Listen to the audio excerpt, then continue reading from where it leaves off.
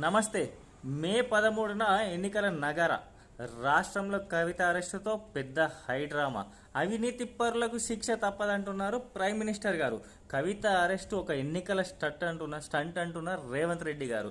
RSP వచ్చేసి prime minister రాజ్యాంగాన్ని మారుస్తా అంటున్నాడు, నా మీద ఒత్తిడి చేస్తున్నాడు అని చెప్పి బీఆర్ఎస్లోకి వెళ్లే ప్రయత్నం చేస్తున్నాడు.